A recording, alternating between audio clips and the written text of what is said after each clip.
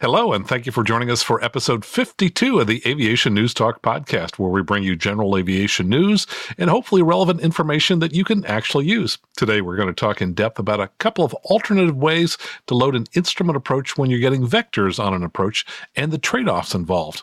Plus, coming up on the news, AOPA has just issued another email alert calling on members to once again contact their members of the House of Representatives. And yes, it's about privatization. Plus, a very popular modern glass cockpit aircraft has been discontinued, and we'll tell you why we think it's been dropped from production. And you may have heard that the airlines can get exemptions from the mandate to install ADS-B by 2020. Well, it turns out there's another large operator of aircraft who will also be getting a pass on installing ADS-B, and we'll tell you who that is. And we have reports of not one but two aircraft that may have been hit by drones in the last couple of weeks. And interviews for the FAA administrator job have apparently started, and we'll tell you who just interviewed for the job. And finally, one country with a large GA fleet is having problems with avgas availability and quality, and we'll tell you where you might encounter these fuel problems. Welcome to Aviation News Talk, where we talk about general aviation. I'm Max Trescott, your host. I'm here to educate and inform you as a pilot or student pilot, and hopefully have some fun along the way. I'm going to be sharing my over 40 years, can't believe it's been that long, of experience as a licensed pilot, author of the G1000 Glass Cockpit Handbook, and the 2008 National Flight Instructor of the Year. Plus, I'm a specialist in Cirrus aircraft like the SR-20 and 22. Now, last week in episode 51, we talked about what it's like to go back and buy a new Cirrus and then fly it nearly 2,000 miles across the country. So if you missed that episode, you might want to check it out. This week, of course, we're talking about instrument flying and different ways you can load an instrument approach when you're getting vectors. And after that, we have tons of listener feedback and questions. All this and more, and the news starts now.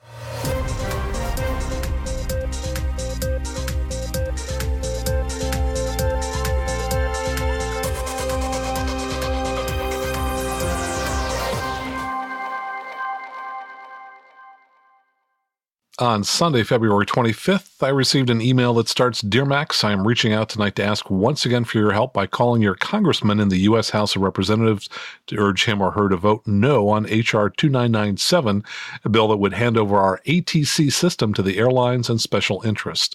Today, we have the largest, most complex, and safest system in the world.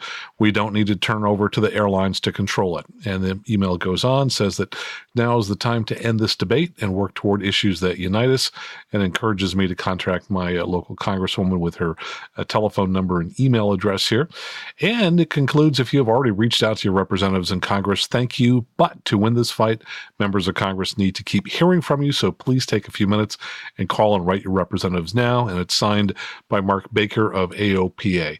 I'm not sure why this email is going out now, but my guess is that there are forces afoot to bring H.R. 2997 back to the floor in Congress. And so the troops are being rallied to go out and contact their congresspeople. So this is your latest call to action. Please contact your congresspeople. We've talked in great detail about the potential harm that privatization of ATC would have on general aviation. And if you haven't heard our episode on privatization, I encourage you to go back to episode 17, which we did last summer, which was with Rob Mark. And we spent about 2 hours analyzing a number of comments, a lot of testimony from the House of Representatives on the ATC privatization debate. From Flying Magazine comes word that Textron Aviation is no longer selling the Cessna TTX. Now, Textron, of course, is the parent company of Cessna.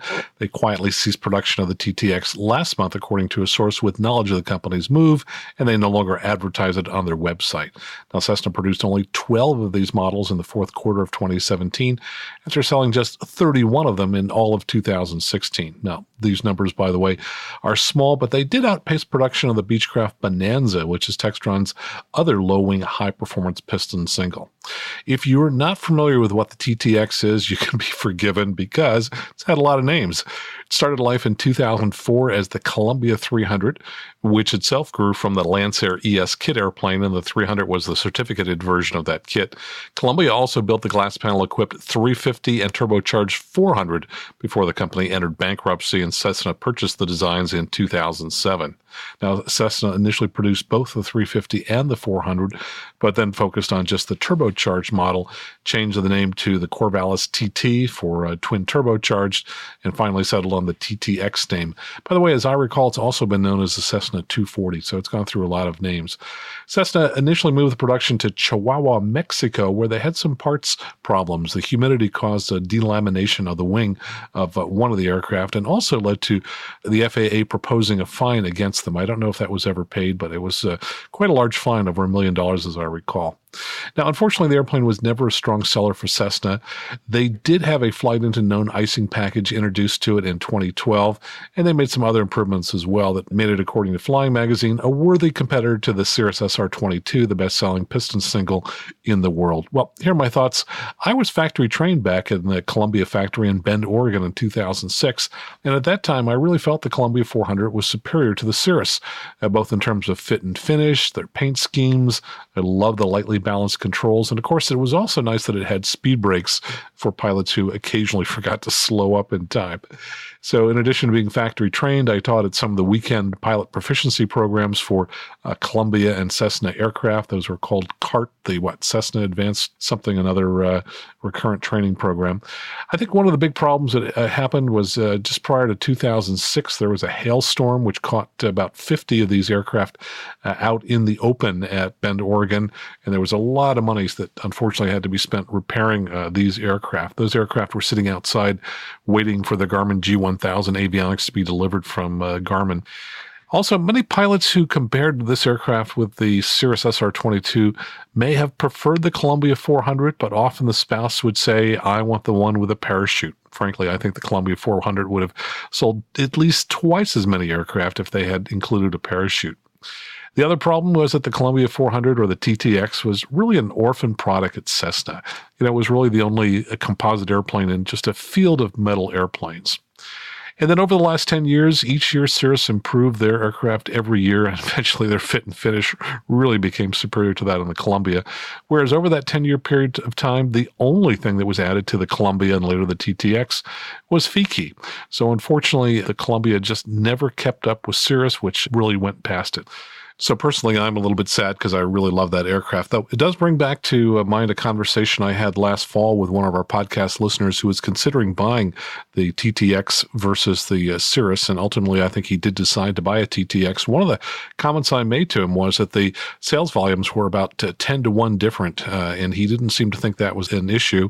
I told him that I thought volume did matter, both in terms of post-sales support network, how large that's going to be, how easy to get parts, and also, of course, whether or not it continues to stay in production and has a forward path for updates and innovation and so on. So unfortunately, volume does count, and the Columbia 400, the TTX, now gone from production. And in a directly related story, this comes from AOPA. Gamma year-end stats point to a market turnaround. Year-end delivery numbers released last week by the General Aviation Manufacturers Association paint a mixed picture of an industry still struggling to regain the market ground it lost in the turmoil of the 2008 economic recession. Still, bright spots in the report include sales of new business jets, which were up slightly, and they say that overall worldwide manufacturing shipping totaled 2,200 total airplanes, which was about a 2.5% increase over the 2016 figures by the same companies. Now, new models of business jets entering service, it had an increase of 1.3% growth versus last year. Turboprop deliveries, however, declined to 536 airplanes from 582.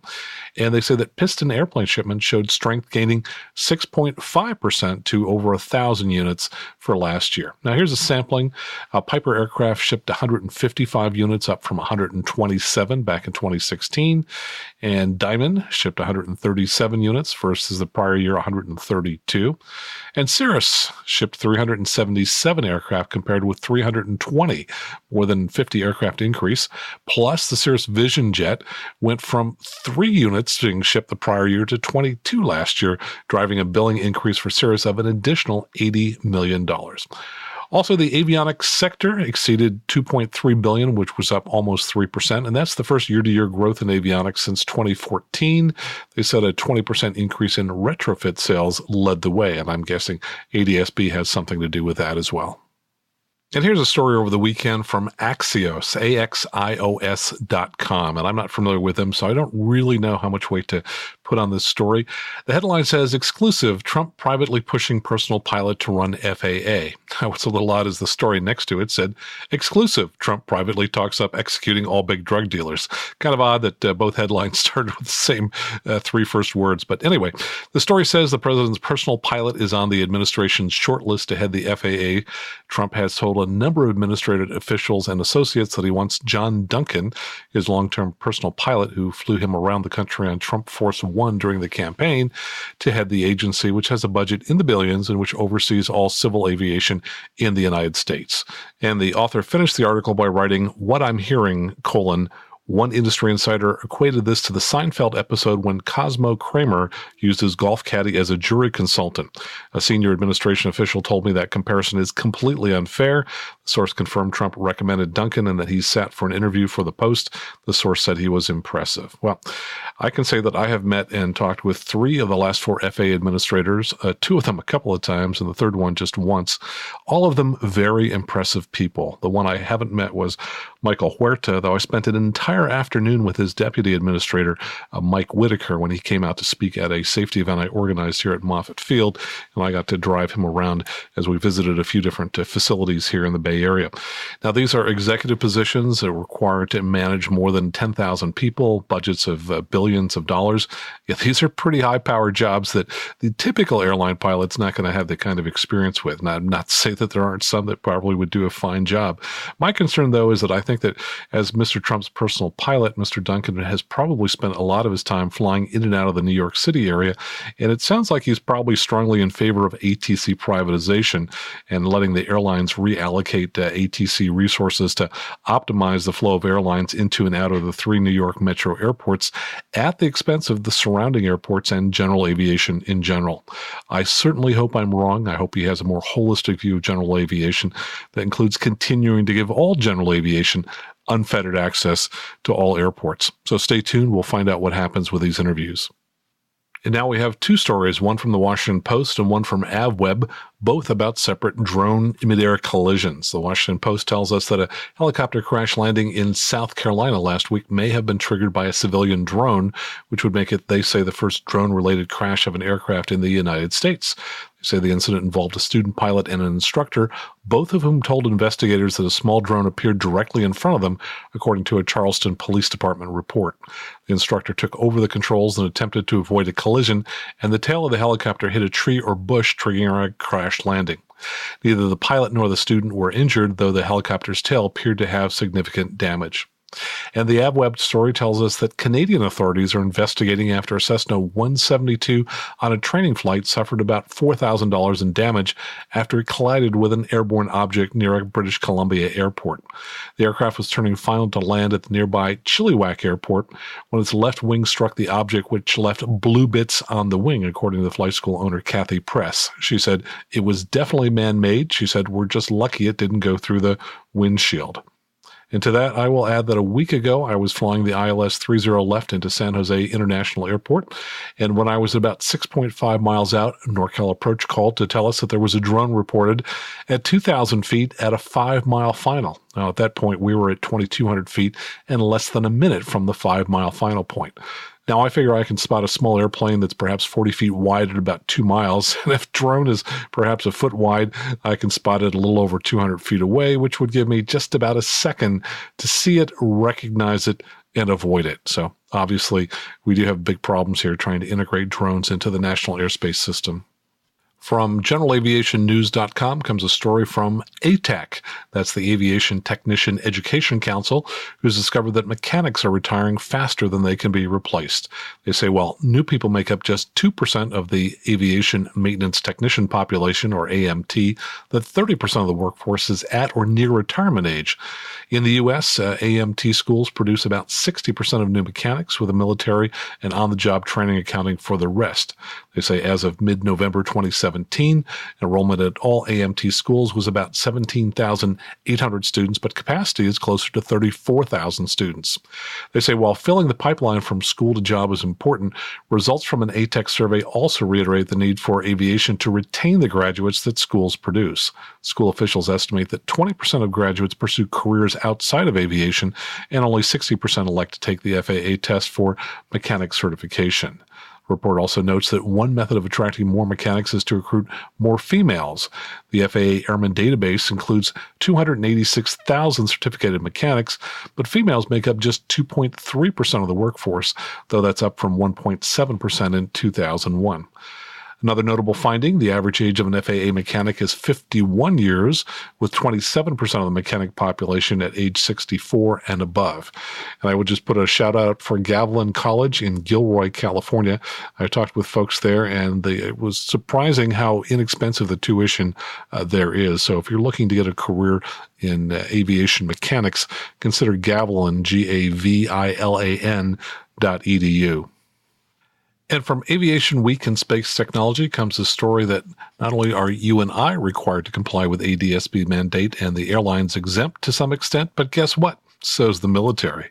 The Defense Department and FAA are negotiating a memorandum of agreement to accommodate military aircraft that may not make the January 2020 mandate to have avionics installed for ADS-B out. As of late last year, the Pentagon was nowhere near meeting the requirement. As the agencies negotiate, the GAO warns that security and operational risk of military aircraft broadcasting their precise location by ADS-B out are not being addressed adequately. Now, here's an interesting statistic. U.S. airlines are installing ADS-B gradually. As of December of 2017, carriers had equipped 1,637 out of roughly 7,000 airlines.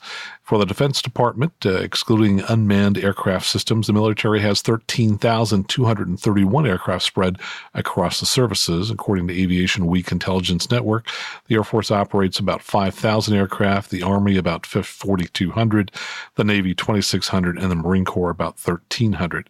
Pentagon officials have said they are prioritizing their aircraft types for ADS-B out equipage as follows: airlifters and tankers operated by the Air Mobility Command, VIP aircraft flown by the 89th Airlift Wing Special Air Mission based at Joint Base Andrews, Maryland, and aircraft that are used for command and control, as well as those capable of intelligence, surveillance, and reconnaissance. They note that the new Boeing KC-46 Pegasus tankers will be ADS-B out capable.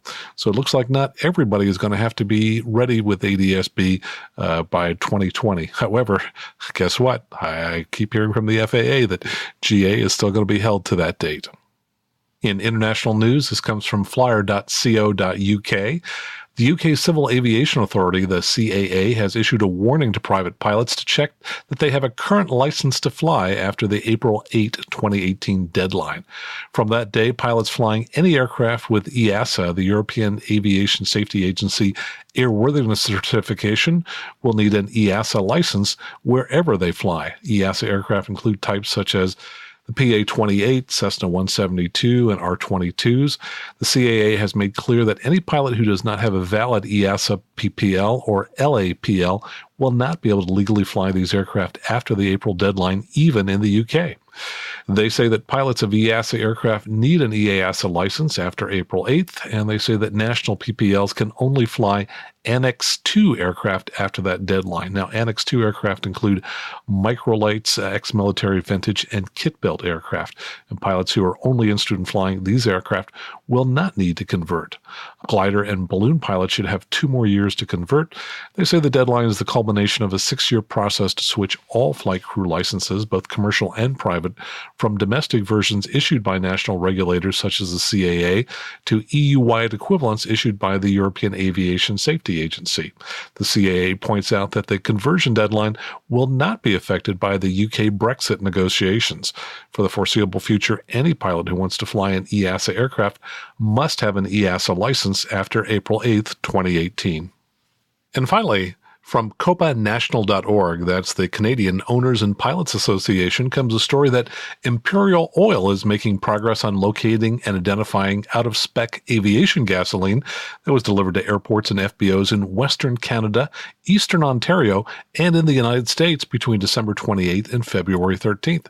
Spokesman said the company is testing each tank of fuel at facilities that have received deliveries in that time period. Quote, some are out of spec and some are not. He said the company does not have a definitive list of compliant and non-compliant fuel stocks, but each location that has been tested is aware of the results and whether the fuel can be sold. He said aircraft operators should contact fuel sellers to ensure they have saleable avgas available. Now, on February 15th, Imperial Oil quarantined all 100 low-lead deliveries to wholesalers and retailers from December 28th to February 13th from its Strathcona refinery in Edmonton. They said the fuel does not meet specifications for electrical conductivity and may cause issues with aircraft fuel gauge sensors. Well, that's the news for this week. Coming up, we're going to talk about multiple ways to load an instrument approach when getting vectors on the approach, plus listener feedback and questions. One listener wants to know, just how long should it take you to get a seaplane rating? Stick around. We'll be right back here on the Aviation News Talk podcast.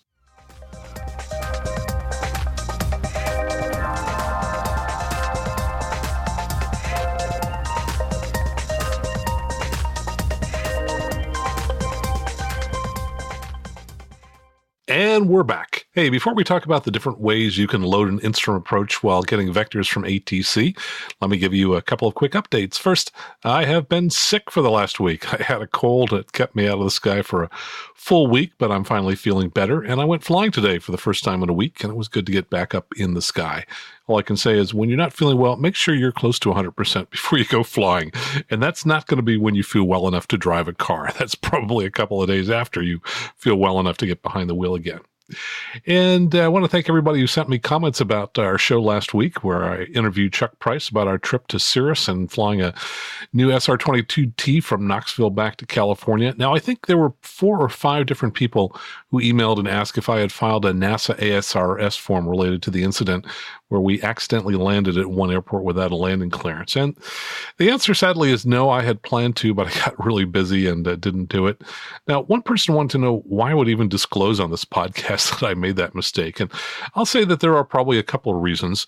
One is I want to be open and honest with you, the listeners, and not just give you a rosy picture of everything, but also tell you when things don't go quite right. And second, I think it's important for everyone to know that even a high-time pilot like me who flies 6 days a week can still make mistakes. And if the message you take away from that is something like, wow, if Max could make a mistake like that, well, then maybe I possibly could too. And therefore, what can I do to help avoid making that mistake in the future? So my message really is that no matter how good we are, we all make mistakes, and that we really all need to work hard when we fly to stay at the top of our game on every flight, because frankly, the alternative is the unthinkable, which is that you might make a fatal mistake. And just as I learned from you, the listeners, you can learn from me, including learning from my mistakes, which is why I'll share them publicly from time to time, even when a lawyer might say, Max, for God's sakes, don't admit that you landed without a clearance. And in all candor, if the FAA chooses to violate me because I confess to that mistake, well, I'm fine with that. I'm sorry, but we all make mistakes. But I think, frankly, they probably recognize that by my talking about it, I'm potentially helping others from repeating the same mistake. And so that's why I talk about these things. And hey, I'm excited. I'd like to announce that a huge safety seminar that I coordinate each year, Accident Wise 2018, will be held again this year at Moffett Field at the NASA Ames Conference Center. And this is the 4th year we've held it. In the past, the event has drawn between 200 and 250 pilots. This year's event will be held on Thursday, April the 26th. It starts at 6 p.m. and it runs through 9:30 p.m. in the evening. The event is organized through the Aero Club of Northern California, for which I'm the past president, and our co-sponsors have continued to be AOPA, NASA, and Cirrus. And we'll have speakers from AOPA, Garmin, NASA, and I'll also be speaking. Plus, we're going to have some local exhibitors, lots of door prizes, including a free 1-hour flight and a brand new Cirrus SR-22T. And plus, there's going to be a silent auction for a Zulu 3 headset that's been donated by Lightspeed. So I'll talk more about this in the coming weeks. But for now, if you're going to be in Northern California, mark your calendar for April 26th at 6 p.m. at Moffett Field. And I want to take a moment to thank our many Patreon sponsors. Now, longtime listeners of the show know that we don't take advertisers, but we do have expenses, so I appreciate all the contributions of our 94 patrons that donate each month via credit card. And 5 new ones include Kim Sun Nguyen, Bazem Nimri, Chuck Price, Emmanuel Parasakakis, Miklos Kazari, who increased his pledge amount this month, and Eric Hignite. So thanks so much to all of you for becoming Patreon sponsors. You are awesome listeners, and I appreciate your help. And during the first show of each month, I read the names of our biggest supporters who each contribute at least $20 a month, and I forgot to do that at the first show of February, so I'm going to do that right now. Those contributors include Jeremy Zwadny, who's a software developer, Peter Long, who's a pilot in Australia and a former CFI who I've flown with here in Silicon Valley, Seth Lake, military instructor pilot and flight instructor in Arkansas. You can find out about his podcast and flight school at gonogo.aero. Also, Jason Blair, we've had on the show. He's a DPE pilot examiner and has a blog at jasonblair.net. Joseph Haggerty II, he's a Mooney pilot and owner.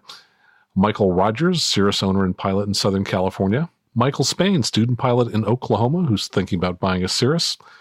Larry Noe from New York, New York. He flies a Bonanza G36. And Carl and Ann Rossi of Maine Coon Cat Aviation. They're operators of 3 Cirrus T240s. Roger Griggs, he's a new donor. He's a turbine guy. He has over 2,000 hours on a TBM 850. And he currently has a new Meridian 600 that he's put about 100 hours on. Troy Whisman, who's also new. He's an IT guy in Dallas-Fort Worth area. He flies a Turbo 182 RG, and you can read about his plane and his charitable flying at Whisman, WHISTMAN.com. And Chuck Price, who's also in this category, and he said that you can check out his website for his company, Too Simple, TUSIMPLE.ai. So I want to thank all of our contributors, but especially to thank these contributors who contribute at a very high level. And anybody can go out and see our Patreon page. Just go out to aviationnewstalk.com/awesome. If you click on posts up near the top of the page, you can see all the different things I've posted. So, for example, I've just put up a photo that I took a few days ago while flying IFR through the clouds here in Northern California. It's in a Cirrus, and it's kind of cool. You can see the sun through the clouds as well as the TKS fluid streaming across the wing because we had potential icing in the clouds, so we had that turned on. So just go out to aviationnewstalk.com/awesome. And while you're there, just go ahead and check out some of the goals that we have and some of the different goodies that we offer at the different contribution levels. For example, $4 a month, contributors who give that much can get access to the original scripts for each show.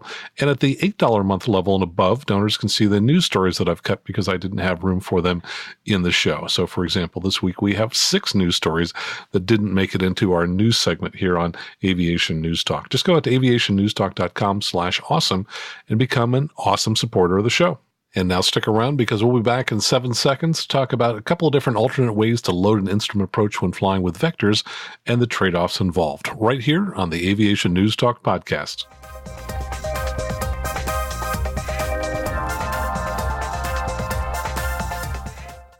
And I want to thank David P. for sending me an email that prompted me to talk about this particular topic. I thought I had talked about loading an approach with vectors way back in episode 1, but I see that I didn't. David wrote, I listened to your podcast and hope this email makes it to you. I've read most of your books, focusing on the Garmin 430, which I use for my IFR training. The other day, I was having my final stage check in preparation for my IFR check ride. On an RNAV approach, which would be a GPS approach, I selected Direct 2 for the furthest IAF of the assigned RNAV approach. My thinking was I would continue to vector per the controller's instructions and establish myself prior to the fix selected as the Direct 2. I knew not to do vectors to final because it erases the intermediate waypoints, and then the step downs become a lot of unneeded mental math. The chief flight instructor became frustrated with me and said to do vectors to final. I then had to do the mental math, lost my waypoints, step down points, and it made the approach very challenging and frustrating. He says, I found this in the AIM, the Aeronautical Information Manual 5-4-6, Approach clearance recognizes this issue. It says, selection of vectors to final or vectors option for an instrument approach may prevent approach fixes located outside of the FAF from being loaded into an RNAV system. Therefore, the selection of these options is discouraged due to increased workload for pilots to reprogram the navigation systems. And then it says, and I'm not quite sure who's writing this, for that reason, like many instructors, I've long recommended against using VTF, that's vectors to final, especially because ATC can clear an RNAV-capable aircraft direct to an IF, that's the intermediate fix, or to a fix between the IF and the FAF, the final approach fix, on any approach. And then David finishes with, can you please discuss this on your current podcast? Well, David, we got to it as soon as I could. What can I say? So first of all, I'm sorry that you kind of got overridden by your chief flight instructor, because I can totally see how that probably made things a lot more work for you. And I totally agree. I think the way you were set up is what I typically recommend. But let's go ahead and talk about the different ways to fly an instrument approach and the different trade-offs in terms of how you would load it if you are given vectors to final. So first of all, there are two generic ways that you can fly an instrument approach. One is to fly pilot navigation, also called pilot nav or own navigation. And when you do that, you're going to be directed to fly first to an IAF, that's the initial approach fix, which is the starting point for an instrument approach. Now, sometimes approaches have multiple IAFs, and if you happen to be in a non-radar environment, that is where they can't see you on radar, this is actually the only way that you can fly an instrument approach, which is with pilot navigation. Now, the other way, which is the way you're talking about, is to fly with vectors. And in the real world, that's the way most airlines will fly an instrument approach. The controller will issue a series of turns, which they call vectors.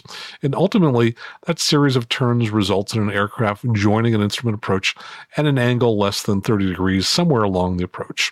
So it's a fairly gentle join where the aircraft gradually merges with one of the segments of the instrument approach.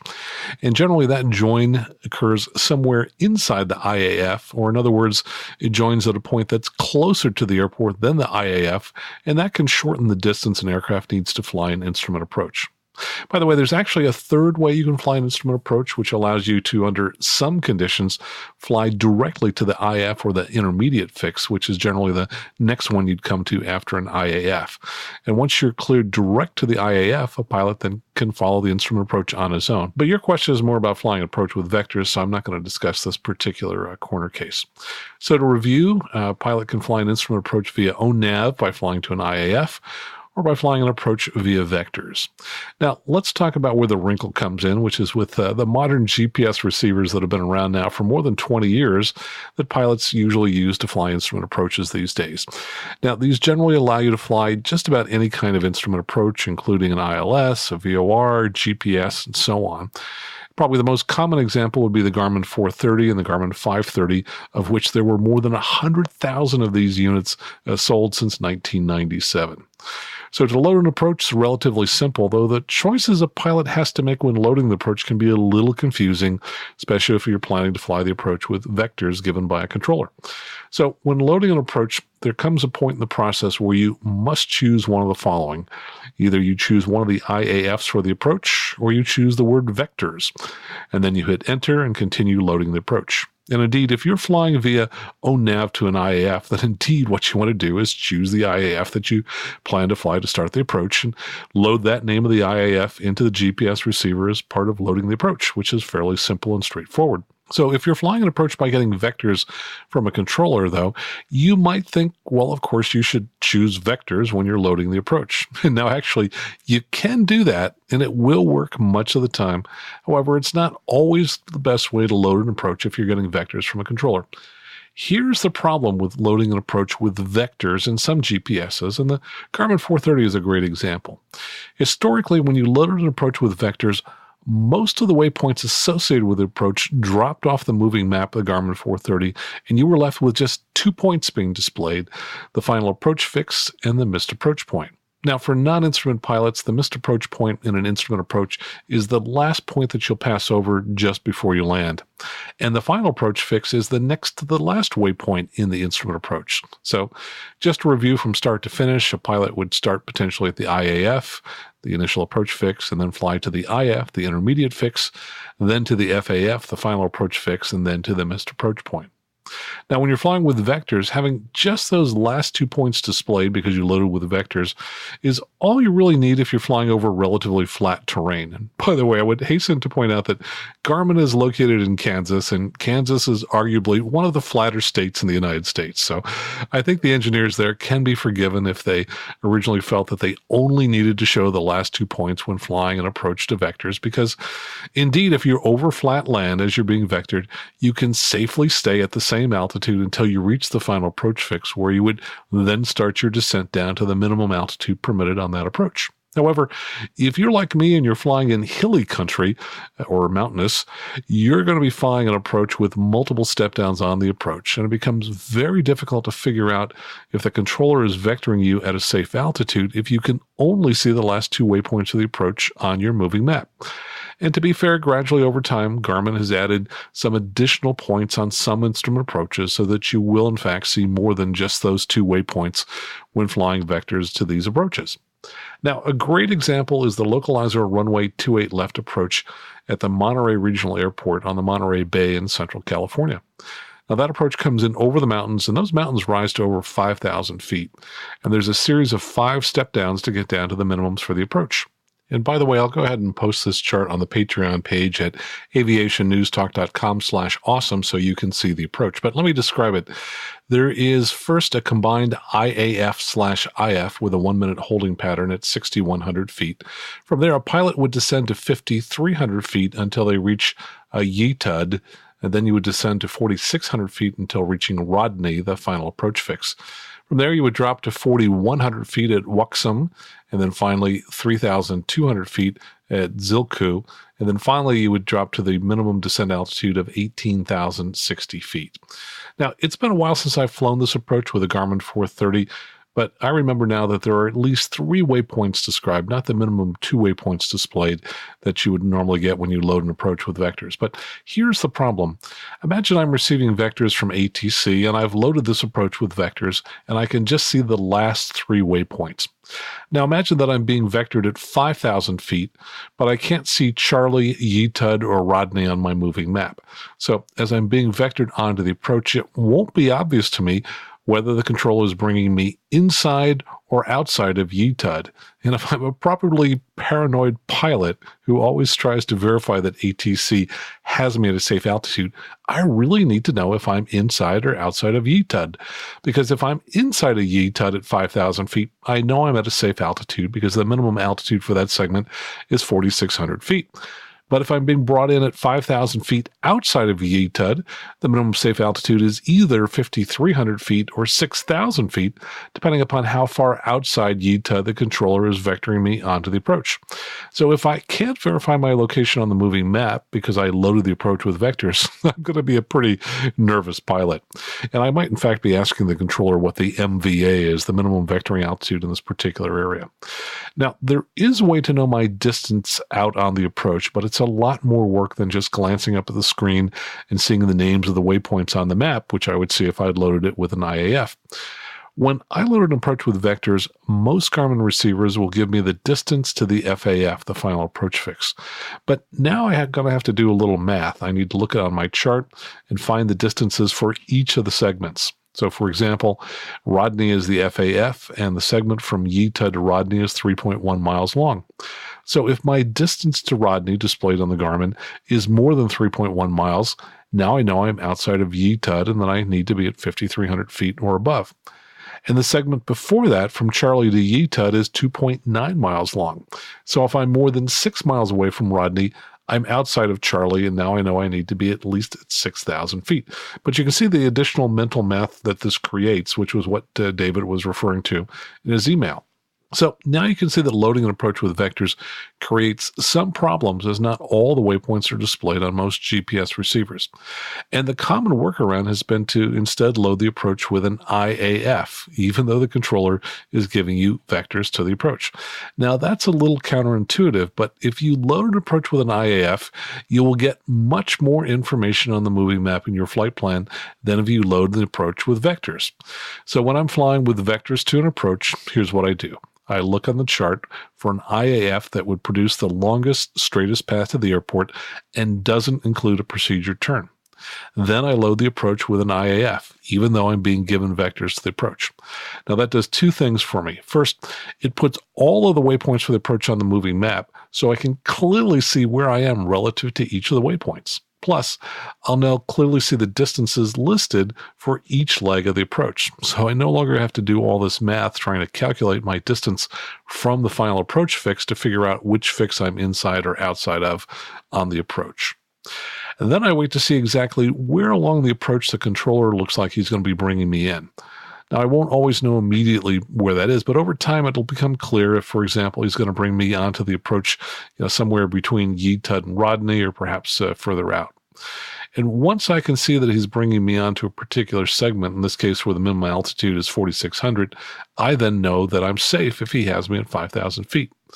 And when it's clear to me which segment they're bringing me onto, I will press the FPL key, the flight plan key, to open up a flight plan, and then I will activate the leg of the approach that they're bringing me onto. So to do that, I put a cursor on the second of the 2 points that define the leg, and that's going to be the point that's closer to the airport. So in this case, if the controller is bringing me in between Yeetud and Rodney, I'd put the cursor on Rodney, the second of the pair of the points that define the leg, hit the menu key, activate leg will already be highlighted for me, and then I'll hit the enter key.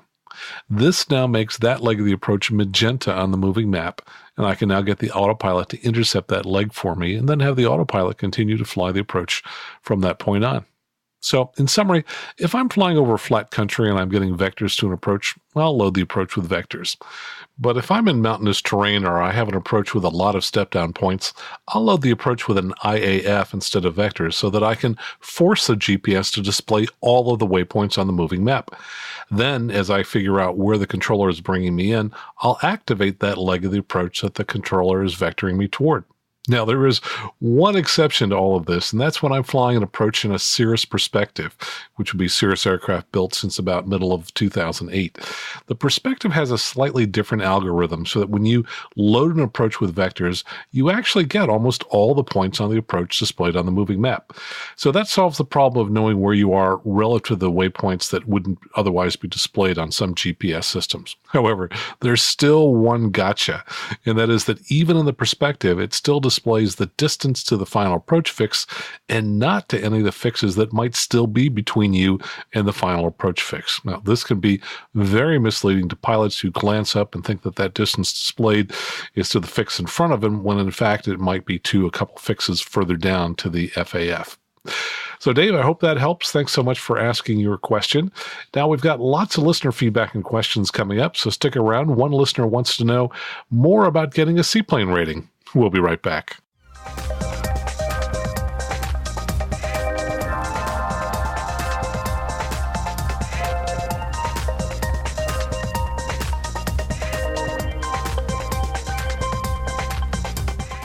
And welcome back. Hey, I want to thank Flying Too High for leaving a review in the Apple Podcast app. That was formerly called iTunes. He said he loves the show. He's been listening since episode 1 and is totally hooked. Well, that's great. I guess I'll have to make a few more shows for you there. Thanks so much for the review. No reviews this week for our dedicated app in the App Store. If you're not familiar with that, go out to the Apple App Store, search for Aviation News Talk Podcast, and you can download our dedicated app. I pointed out to somebody recently who was trying to find a particular episode that it's really fast to scroll through all the episodes and find them in that app. So if you haven't taken a look at that, check that out. And we've got some listener feedback. Let's start with this one from Seth Lake, one of our Patreon sponsors. Hello, Max. Seth here with some audio feedback. In episode 50, you read some feedback from Michael, a DPE that really made my ears perk. Now, Michael's concern was that military pilots were completing the Military Competency Instructor Exam, or the MCI, and were skewing the actual numbers of CFIs in the system, and they weren't going on to be active instructors in the GA world. There are a couple things I'd like to discuss here regarding Michael's feedback. First of all, I agree with Michael in that military instructors are not prepared to be CFIs. I should know this since that's how I received my CFI back in 2015. And what a humbling experience it's been. Since my only experience as an instructor in the Air Force had been in the C-130, a multi-engine aircraft, after completing the MCI, I was given my multi-engine instrument airplane instructor certificate. Now, since I was actually wanting to become an active Part 61 instructor, I needed to do a single-engine instructor add-on, which did require a practical examination with a DPE. Now, while I was woefully unprepared for that check ride, I managed to pass, and from that point on, I've made it one of my personal goals to help other military instructors make the transition. I've gone on to successfully instruct numerous civilian students and have overall become very involved in the GA world. I think the military can learn a lot from general aviation, and my personal experience has been that being an active CFI in general aviation has really honed my instructional skills and made me a better instructor in the military as well. All that aside, if the MCI process is here to stay, and I haven't heard anything otherwise, I would like to make it better. I think one of the first steps would be getting some official guidance from the FAA on how to go about the process and help encourage military instructors to take advantage of the program to get involved with GA. I think that would look like an advisory circular for the MCI test to kind of help military folks step through that process. Anyway, I'm thankful for your podcast, Max, that it put me and Michael in touch, and please pass him my contact info, and maybe we can work together to get a better result for everyone involved. Thanks, Max. Thank you, Seth, and I'll get you in touch with Michael. Now here's feedback from Alan. He's one of our Patreon supporters in Palo Alto, California. He says, in your recent podcast on tower-to-airport communications, there's another thing tower might say in response to one's initial call, and that might be hold position or November such-and-such hold position or similar, such as hold awaiting IFR release. I think it's important for pilots to know that they might not get an instruction that involves moving from where they are toward the runway. Good point, Alan. I had not mentioned that. He also said you asked for headlight suggestions. Head over to REI and check out their selection. I got my black diamond headlamp there. By the way, I noticed somebody left a black diamond in the airplane that I was flying today. He says, I don't know if the Spot Storm model is still available, but it does have both white and red LEDs, a spot bright and narrow, and a flood dim and broad white light, and a press hold or lock or unlock. He says that minimizes the problem of accidental discharge while sitting in the flight bag. He says it takes 4 AAA batteries, so it's not the smallest or lightest around, but I like the versatility. With the bright white spot, I can use it for pre-flight if needed, including peering deep into the tight cowl of my Mooney or nosing around in the gear wells, and with dim white flood or red for in-cockpit in-flight lighting, whether in an emergency or otherwise. Thanks for the regular news update and for sharing some of what you learned during your decades flying the blue skies. Alan, thanks so much. And by the way, I had a number of emails from people who mentioned the black diamond headlamp, so I'll spend some time checking out headlamps here in the future. Here's an email that comes from Chris in Alaska. He says, I'm working hard toward my CFI. My flight school teaches primary students in the 150, 172, and Cherokee 140. I did my first solo in a Champ before transitioning to an Archer for the remainder of my private. I would like to do instruction in tailwheel aircraft for students who are interested in Alaska recreational flying. My school's insurance does not allow solo for people in the school's Citabria at this time. Do you see enough advantages for the student to do primary instruction in the Citabria or Cessna 170 and then transition to the Cessna 172 for the cross-country through the instrument work and then the check ride? And that's signed by Chris. And I wrote back to him. I said, Chris, thanks for your email. It sounds like starting in a tailwheel and then finishing in a tricycle gear aircraft worked well for you for your private. So I'm sure it would work if you taught others that way to first learn in the Citabria and then later transition into a 172. My guess is it would take students more total hours to complete their private if they do it that way, but that shouldn't matter, as the goal of a student pilot should not be finished in the shortest possible time, but rather their goal should be mastery of the airplane. To that end, I think it's beneficial for student pilots to spend most of their time in a single aircraft type, as it gives them more time to fully master one airplane. Accidents start to decrease after a pilot has more than 100 hours in a particular type of aircraft, so teaching students in just one aircraft for their flight training might help decrease their chance of having an accident. But I've always believed there are lots of ways to get a private certificate, and I'm sure what you propose would work just fine. But definitely examine all the trade-offs involved in teaching students in 2 different airplanes and try to craft a plan that's most advantageous to your student. A lot of people have said, and probably with little data to back it up, that pilots who learn first in tailwheel aircraft become better pilots. Now, Paul Bertorelli, the editor of Aviation Consumer and avweb.com, takes a different view with which I happen to agree. He said, I believe that learning in a tailwheel just makes you a better tailwheel pilot, not necessarily a better pilot. But again, that's just his opinion and mine. Regardless, Chris, have fun teaching your students to master flight. And here's an email from Arwin. He says, Max, as an Airbus A380 captain who regularly flies to SFO, I think the Aeromexico crew were not totally to blame. I think the controllers at SFO should take some of the responsibility for that confusion. A last-minute switch, anything below 3,000 feet in a complicated aircraft requires so much programming, and in the 737, if the autopilot had coupled it, would require a complete disconnect and then reprogramming and recoupling. I think I would have said unable to make a runway switch. Arwen, thanks for that. I totally agree. I don't think the Aeromexico crew was totally responsible. I identified at least 3 different points where both the approach controllers and the tower controller could have identified that there was a potential problem. And from Cheryl in Hawaii, she says, Aloha Max, I love your podcast. Here's a photo of the headset you mentioned that you cannot find. Got it at Costco, and Coast is the name of the product. Both red lights and 3 brightness levels of whites. Hope you find your replacement. Mahalo for all your good work. Thanks for that, Cheryl. And most of the lights, including the one you had, were not continuously variable, as was the one that I had. Most of them had multiple positions, low, medium, high, things like that. But what I realized as I started to think about it was the light that I had, I usually just had it on the dimmest setting all the time. So I probably don't need something that's continuously variable. So again, I'm going to go ahead and check out some of these solutions that our listeners have suggested. And here's an email from James from North Carolina. He says that we met at the Knoxville CPPP. That's the Cirrus Pilot Proficiency Program that I taught in back in May of 2017. And he said, I mentioned to you that I was one of Ted Tilton's students. Ted is a CFI that I know here in California. Anyway, James moved back to the East Coast afterwards. And he says, anyway, I enjoyed your segment on ELT testing, but wanted to contribute a tip of my own. Know your ELT operation and check it yourself after each annual. I recently upgraded my SR22 to a 406 megahertz unit just a few weeks after the annual, and I found my old ELT was switched off instead of armed on the ELT itself. This means it would not have triggered in an actual accident.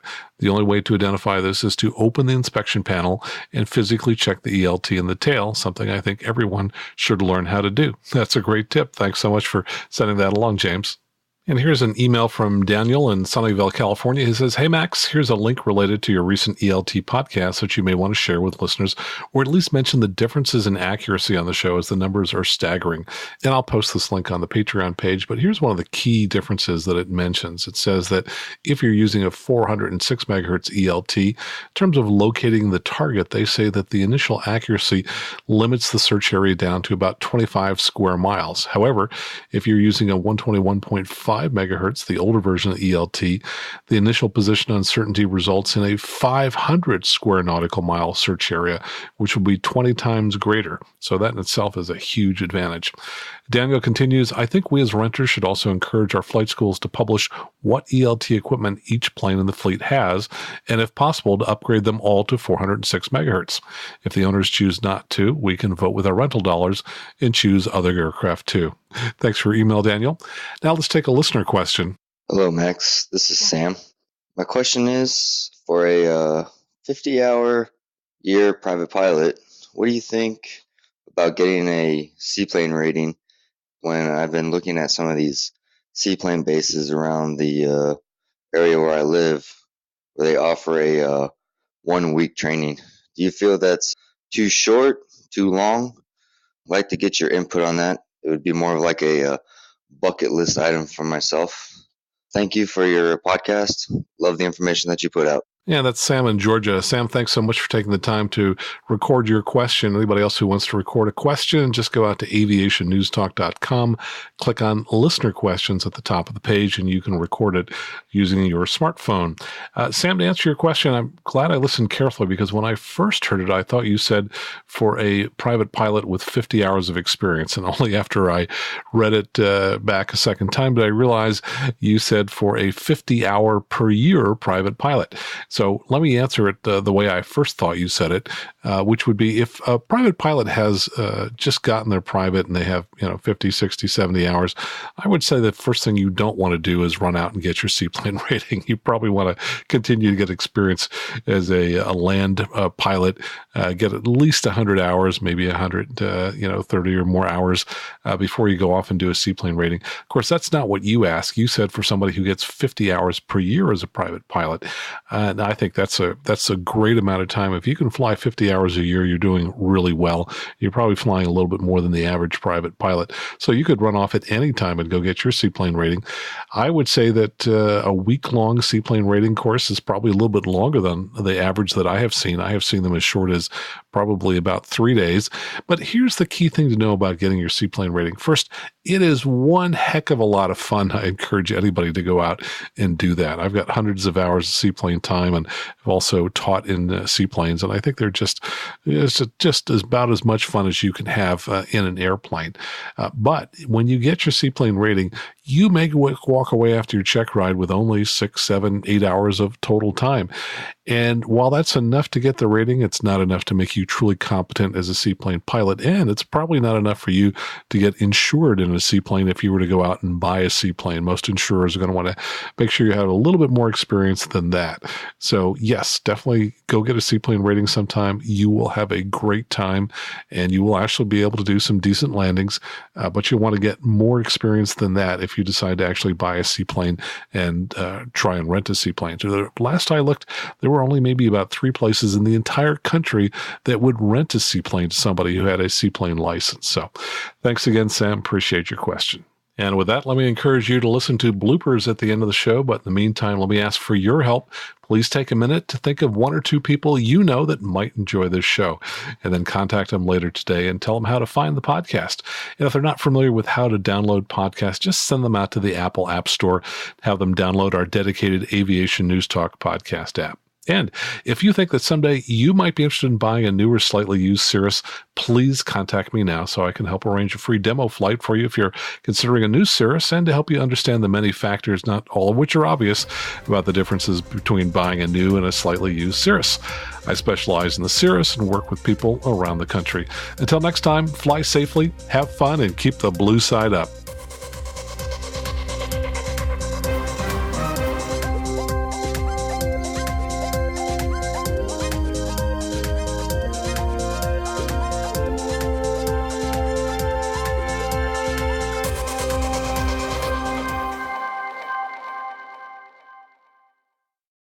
And the author wrote, "What I'm hearing, one industry insider equated this to the Seinfeld episode where I can't say this.